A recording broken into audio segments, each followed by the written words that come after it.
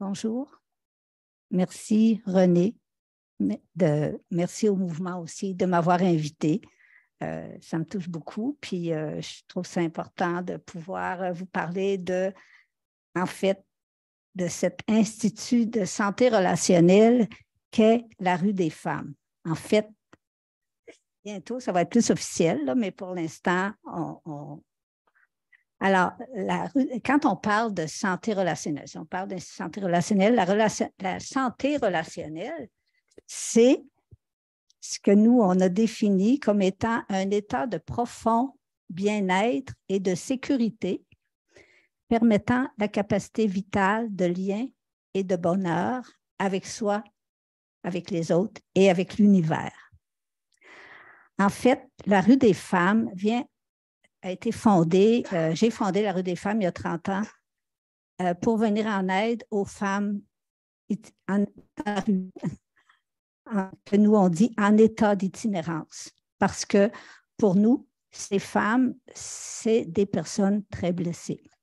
Je vais en revenir à la santé relationnelle. Pour nous, la santé relationnelle, évidemment, ça fait partie de la santé globale, de la même façon que la santé mentale, la santé physique. Puis aussi, je trouve ça important qu'on parle de santé relationnelle parce que quand on parle de santé, on parle d'un niveau de santé, ça se mesure. Quand on parle de santé, bien, on parle de quelque chose qui peut se briser, puis que ça nécessite aussi des soins, de la guérison. Il faut réparer. Puis quand on parle de relationnel, on parle de lien. Et ce fameux lien que je dis toujours que c'est un organe dans notre corps, au même titre que les yeux, les jambes, qui nous permettent de voir. Donc, le lien nous permet d'être en relation, de créer des liens. Pour nous, pour moi, la santé relationnelle, ça se perd par la violence, par les traumatismes. Et la violence et le traumatisme, ça atteint directement nos capacités de sécurité puis de lien. Quand on vit une agression grave qui met notre vie en danger, c'est évident qu'on a de la misère à faire confiance. D'autant plus que quand on vit un tel événement, quand on parle de traumatisme, on parle de quelque chose qui nous met notre vie en danger. D'où ça vient, cette idée de la santé relationnelle? En fait, pour moi, comme disait René tantôt, on s'est connus dans une autre vie de militantisme. Et pour moi, dans mon parcours de femme, de féministe, j'ai toujours pensé que la violence, on s'est battu pour ça, on se bat encore, la violence, ça blesse. Mais ma grande question, c'est qu'est-ce qu'on fait avec les blessures? Il faudrait peut-être penser à les réparer. Peut-être si on pensait à les réparer, bien peut-être qu'on commencerait à regarder qu'il faut arrêter ça, pour donner les moyens pour arrêter la violence, ou en tout cas, il y en aura toujours, mais de prendre des moyens pour aller plus loin, en tout cas. Donc, c'est l'origine de la santé relationnelle, c'est donc la reconnaissance que la violence cause des traumatismes et des blessures qui se manifestent sur le plan relationnel. Il y a la timidité, la peur, l'hypervigilance, la paranoïa. Et il y a aussi le stress post-traumatique. Puis le stress post-traumatique, mais ça peut tomber dessus à tout le monde, même à Roméo Dallaire. Personne n'aurait pensé jamais.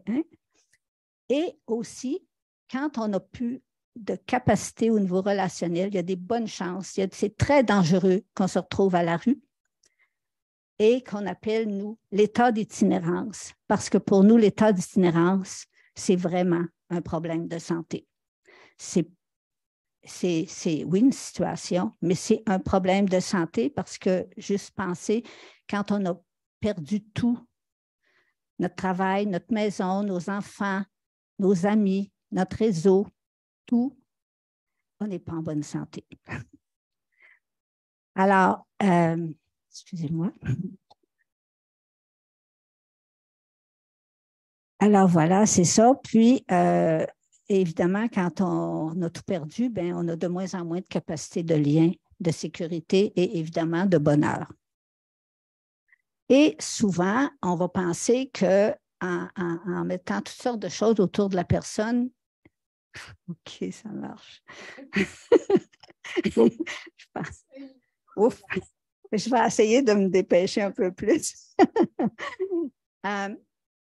Souvent, on va parler, on va dire, parce que c'est sûr que quand une personne est si brisée, hein, ça va sortir dans son comportement. Et nous, on le voit avec les femmes chez nous. Leur comportement, souvent, ça fait qu'elles ne sont pas acceptées dans plusieurs organismes parce que elles sont dangereuses, on ne sait pas comment faire avec elles, ça déborde. Je me dépêche. Enfin, mais pour nous, en tout cas, sortir de l'itinérance, ce n'est pas un problème, c'est pas une question d'apprentissage, c'est vraiment une question de soin. Il faut soigner la personne. Et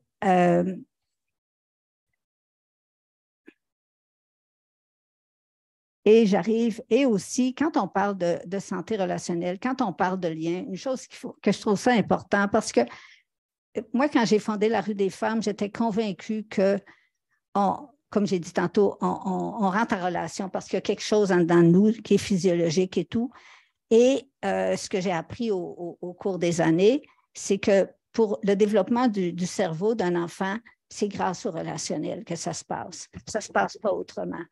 Donc, créer des liens, tout ça pour dire que ça ne peut pas se faire sans cette espèce d'organe, si on veut, neurophysiologique qui est en dedans de nous autres. Au début, j'appelais le cordon relationnel.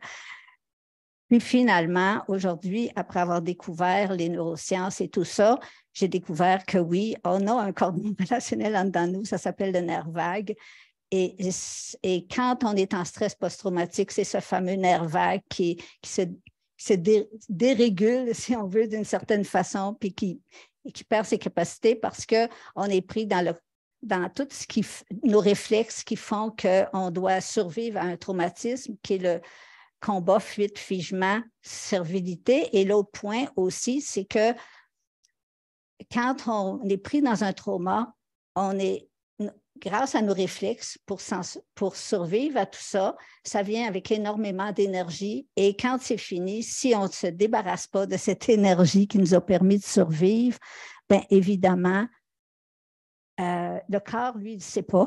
Même si la tête sait que l'événement est fini, le corps, lui, il ne sait pas. Puis, il va rester dans cet espace de combat fuite-fige. Donc, à la Rue des Femmes, nos femmes sont beaucoup prises avec ça. Ça explique leur comportement, ça explique toutes leurs difficultés. Et bien souvent, parce qu'elles ne sont plus capables de vivre ça, bien, tout simplement, elles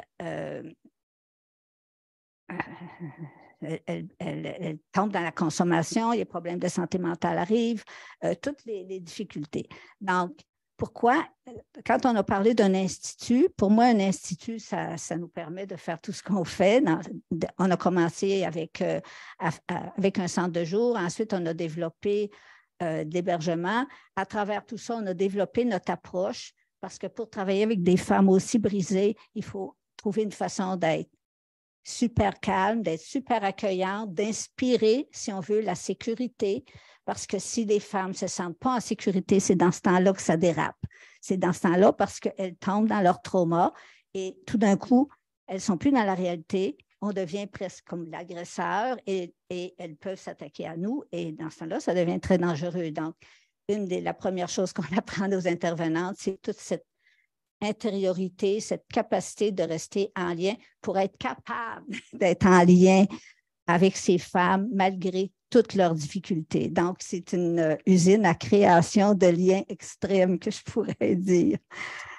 Donc, notre approche, c'est un petit peu ce que j'ai dit, je viens de le dire, c'est accueillir, mais accueillir la femme dans tout ce qu'elle est.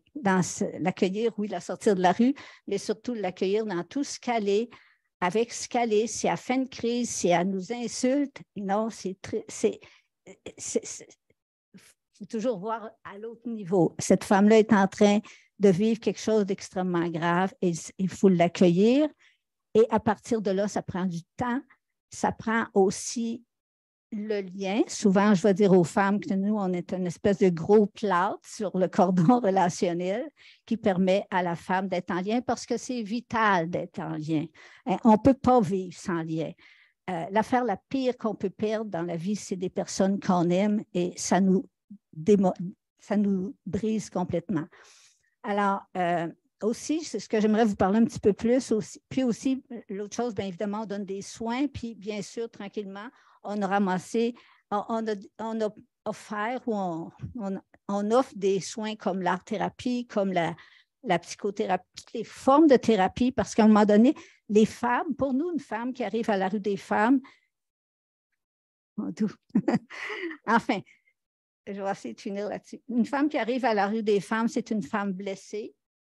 C'est une femme qui nous demande de s'en sortir. C'est sûr qu'elle nous demande de manger puis de dormir, mais derrière tout ça, elle veut pas. Elle nous demande de la guérir, de la soigner et souvent, c'est ce que les femmes nous disent. Quand je suis arrivée à la rue des femmes, j'ai senti que je pouvais aller plus loin. Alors, je vais juste vous dire une petite dernière chose. Non, je ne le dirai pas parce que là, c'est trop tard. Sinon, je vais te poser des questions. Parfait. Alors, Léonie, ce que tu dis, c'est que les liens sont fondamentaux, que ça se crée dans la confiance et que pour les tisser et les retisser, ça prend du temps et qu'il faut prendre le temps. Puis, il faut prendre le temps d'accepter d'accueillir ce qui est là, des fois qui demande beaucoup comme accueil, mais que c'est fondamental pour pouvoir retisser le lien, c'est-à-dire pas accepter tout à tout prix, mais dire qu'on est là et qu'on reste là puis qu'on ne va pas partir pour permettre de le retisser. Est-ce qu'il y avait des questions, Alexandra, en ligne? Alors, dans un institut de la santé relationnelle, c'est quoi la mission? Est-ce qu'il y a des chercheuses, des chercheurs? Est-ce que c'est du monde du terrain? Est-ce que ça ressemble à quoi? Vite, vite. C'est tout ça. Tout ça nourrit tout ça. En fait, nous, tranquillement, on a bâti notre approche. Puis, éventuellement, on a demandé à quelqu'un du CAM de venir documenter tout ça, puis valider aussi, parce que, bien sûr, on veut avancer avec cette santé relationnelle-là. On veut on considère que l'itinérance est un problème de santé. Donc, on a fait une recherche elles ont fait une recherche pour justement montrer, et c'était tellement intéressant parce que je n'aurais jamais pensé qu'on était autant il